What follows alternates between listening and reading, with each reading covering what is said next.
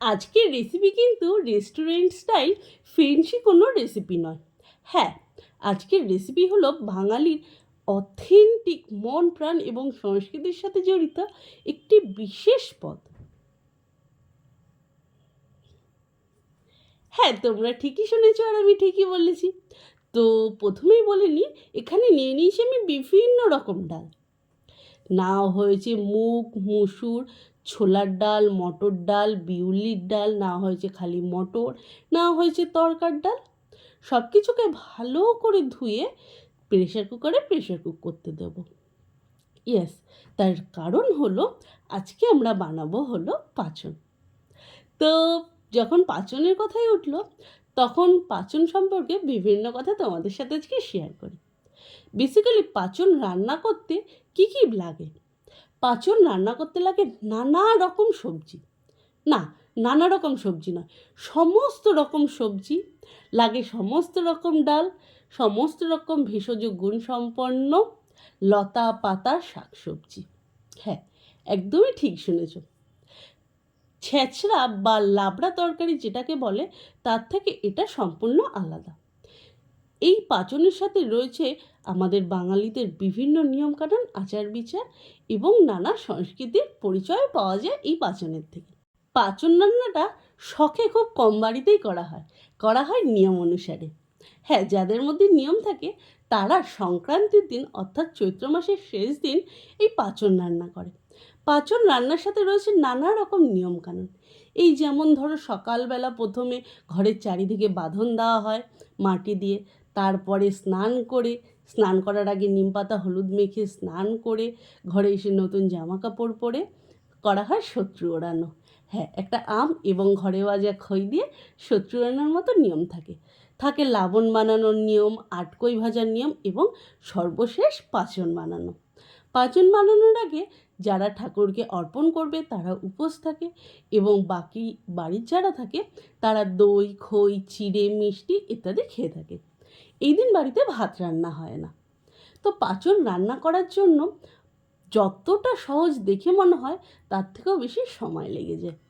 পাঁচন রান্না করতে লাগে নানা রকম সবজি, যেমন ধরো লাউ, কুমড়ো, মিষ্টি আলু, লাল আলু, সাদা আলু, বিভিন্ন রকম ডাঁটা, সরিষার ডাঁটা, সজনের ডাঁটা, লাউ, কুমড়োর ডাঁটা এবং তার শাক, পুঁই শাক, ঢ্যাঁড়স, বেগুন, পটল, ঝিঙা, চিচিঙ্গা, যত সবজি আছে সমস্ত সবজি ব্যবহার করা হবে এবং সব কিছুকেই কাটা হবে একটু বড় বড় করে।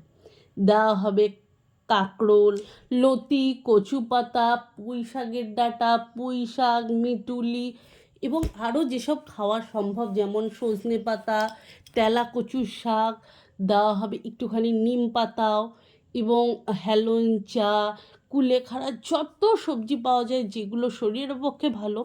এমনকি সমস্ত সবজি শরীরের পক্ষে ভালো, সমস্ত কিছুর মধ্যেই কিছু না কিছু ভালো গুণ রয়েছে, তাই সমস্ত সবজি দিয়ে এই রান্নাটা হয়। এগুলো কি জানো তো? এগুলো হলো সীতা বেগুন। হ্যাঁ, আমাদের এখানে এটা খুব খাওয়া হয়। সীতা বেগুন আর মটরশুঁটি অনেকটা একরকম দেখতে এবং তিত বেগুনের সাথেও মিল পাওয়া যায়। তো এই সীতা বেগুনকে টেলে বাটলে না দারুণ খেতে লাগে। আমরা তো খুব ভালোবাসি। তো যাই হোক, যেই কথাটা হচ্ছে তাতেই চলে আসি। দেখো, দেওয়া হচ্ছে ক্যাপসিকাম, চিচিঙ্গা, ঝিঙা, পেঁপে, বেগুন, পটল, সমস্ত কিছু। আর এই যে সবজি কাটছে না, এটি হলো আমার মা। হ্যাঁ, যার রেসিপি আমি তোমাদের সাথে শেয়ার করি এবং আমার প্রত্যেকটা ভিডিও ইনি আমাকে সাহায্য করেন, গাইড করেন। এনাকে ছাড়া আমি কিছুই করতে পারতাম না, তোমাদের সামনে শয়ে শয়ে ভিডিও নিয়ে আসা আমার পক্ষে সম্ভব হতো না। এই পাতাটাকে বলা হয় তেলাকচু পাতা। এবং জানো তো, পাচনে আমাদের আরও অনেক নিয়ম আছে। যেমন ধরো, গাছের প্রথম আম, অর্থাৎ গাছ থেকে ছেঁড়া যে প্রথম আম, সেটাই পাচনে দেওয়া হয়। তো এই পাঁচনের দিন যখন এই রান্নাটা হয়, তখন এর উপরে একটা আমকে বোটার সময় ঝুলিয়ে দেওয়া হয়। তাতে কি হয়, এই আমটা তাপে তাপে সিদ্ধ হয়। যদি কারো শরীর খারাপ করে, পেট খারাপ করে, তো সেই সময় এই আমটাকে ধুয়ে জল খাইয়ে দেওয়া হয়। তাতে বলা হয় যে পেটে ব্যথা বা পেটের কোনো সমস্যা হলে সেটা ঠিক হয়ে যায়। তো এটা হলো আমাদের গাছের প্রথম আম। এবং এই কিছু আম কেটেও আমরা এর মধ্যে দিয়ে দিচ্ছি পাঁচনে, যাতে একটা টকটক ভাব আসে। দিচ্ছি বিভিন্ন রকম সবজি, দেখো ছিম দিচ্ছি, লাউ দিচ্ছি, আর এটাও আমাদের গাছের ইঁচড়। মা কত স্ট্রাগল করে কাটছে। হ্যাঁ, তোমরা দেখে আনন্দ নিচ্ছ, আর এদিকে দেখো আমার মা কত কষ্ট করছে। আমি তো মজায় ভিডিও করছি। তো ফার্স্ট টাইম এটা আমাদের আউটডোর শ্যুট, এবং আমরা একটা টেম্পোরারি উনান বানিয়েছিলাম উঠোনে। মাটির উনুন আমাদের কাছে নেই, তো ভাবলাম যেহেতু গ্রামেরই একটা রেসিপি, সেই জন্য একটু মাটির উনানে রান্না করা যাক। তো সেই জন্য একটু ধোয়া ধোয়াও হচ্ছে, ভিডিওতে একটু প্রবলেম হচ্ছে। একটা বড় কড়াই বসিয়ে নেওয়া হয়েছে, দিয়ে দেওয়া হয়েছে তেল, ভেজে নিচ্ছি বড়ি। তার কারণ বড়ির মধ্যেও রয়েছে বিউলির ডাল, আর আমরা তো এখানে সমস্ত কিছু দিতে চাই। আর বড়ি যখন মুখে পড়ে না, একটু একটু দারুণ লাগে। দিয়ে দিচ্ছি 5 ফোড়ন, তেজপাতা, চাইলে তোমরা একটু শুকনো লঙ্কাও দিতে পারো।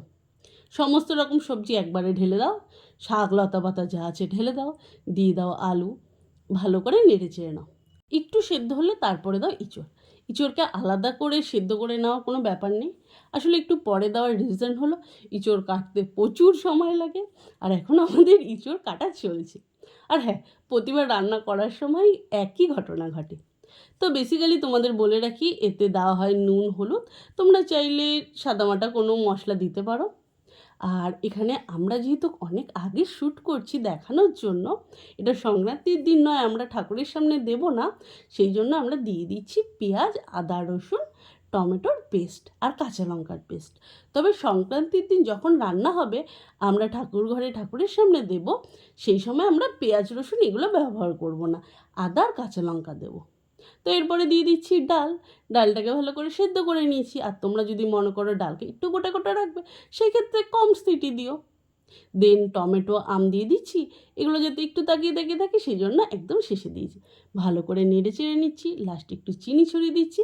তারপর খিদে পেটে গরম গরম কাড়াকাড়ি করে খাচ্ছি, আর আমাদের নিয়ম সংস্কৃতিকে এনজয় করছি।